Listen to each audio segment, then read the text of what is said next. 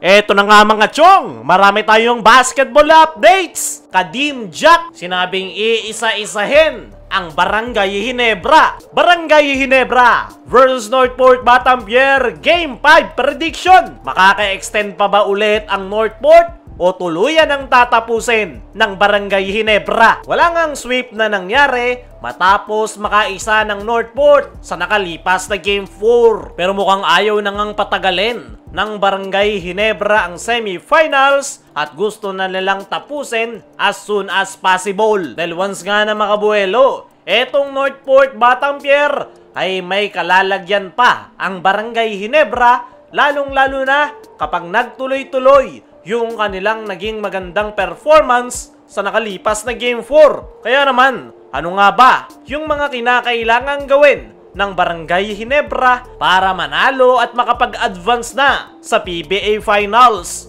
Unang-una sa kanilang listahan ay ang kanilang mahigpit na depensa. Yan nga yung unang-una na kailangang gawin ng Barangay Ginebra. Dahil noong Game 4 ay hindi nga masyadong maganda yung kanilang depensa kung saan madaling nakapuntos ang Northport Batampier.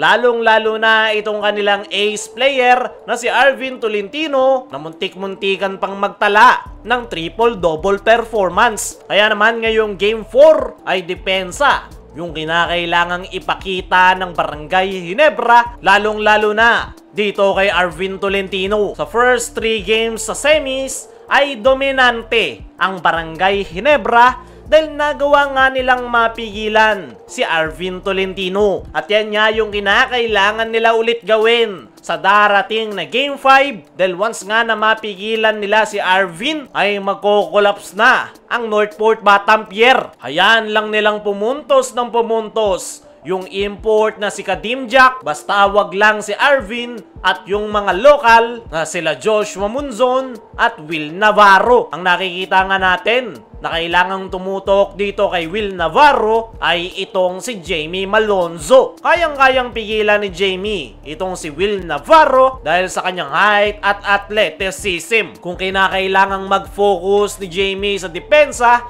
ay kinakailangan niyang gawin para lang mapigilan ang nasabing forward. Pagdating naman kay Joshua Munzon ay itong partner ni Jamie na si Jeremiah Gray. Hindi pa nga 100% itong si Maya, pero nandoon na nga yung kanyang depensa. Kayang-kaya nitong sumabay sa takbuhan at bilis at naniniwala ko na kaya niyang pigilan si Joshua Munzon pagdating sa mga fast break at takbuhan. Siyempre, pagdating kay Arvin Tolentino ay itong si Stephen Holt ang tututok sa kanya. Sunod sa kinakailangang gawin ng Barangay Ginebra ay umiwas sa turnovers. Yan rin yung isa sa malaking dahilan kung bakit natalo ang Ginebra sa nakalipas na Game 4. Nagtala nga sila ng 18 turnovers at first time nga yan mangyari ngayong semifinals dahil usually pinakamataas na yung kanilang 10 turnovers. At yan nga yung kinakailangang magawa ng paraan ni Coach Tim Cone ngayong Game 5. Diyan nga nag-capitalize ang Northport Batampier, kaya kung gusto nilang matapos ang semifinals ay umiwas sila dyan. Kung hindi naman makakaiwas ay bawas-bawasan ang kanilang turnovers. Panghuli sa kinakailangan gawin ng Barangay Ginebra ay kailangan nila ng balanced performance. Yan nga yung wala sa kanila noong nakalipas na Game 4, kaya mas naging predictable yung kanilang opensa, kaya madali silang napipigilan ng Northport Batampier. At ngayong Game 5, kailangan talaga nilang may pamalas yung kanilang balanced performance.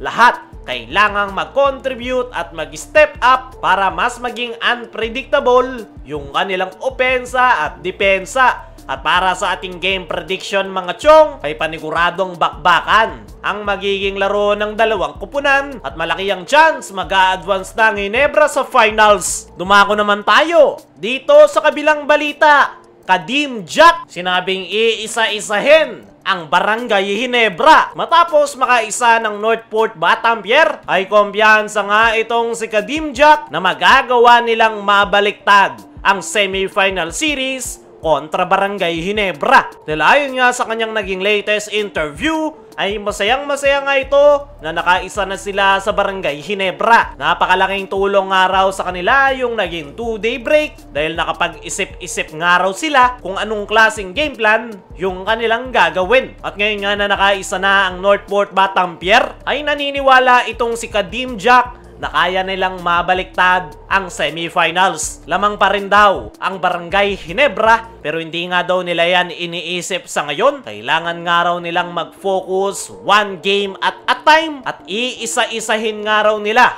ang Barangay Ginebra ngayong semifinals. Nabanggit nga rin itong si Kadim Jack na nakuha na ng kanyang mga teammates yung kanilang redeem, gaya na lang ni Arvin Tolentino at Will Navarro. Kaya naman, kumpiyansa itong si Kadim Jack na may pagpapatuloy nila yung kanilang magandang performance sa darating na Game 5 at makukuha nila ang kanilang ikalawang panalo. Kaya mga chong, ano ang masasabi nyo na kumpiyansa itong si Kadim Jack at iisa-isahin daw ang Barangay Ginebra? Ano rin yung masasabi nyo sa magiging bakbakan ng Ginebra at Northport sa darating na Game 5? Makaka-extend pa ba ang Northport o tatapusin na ng Ginebra? Comment mo lang dyan sa ibaba.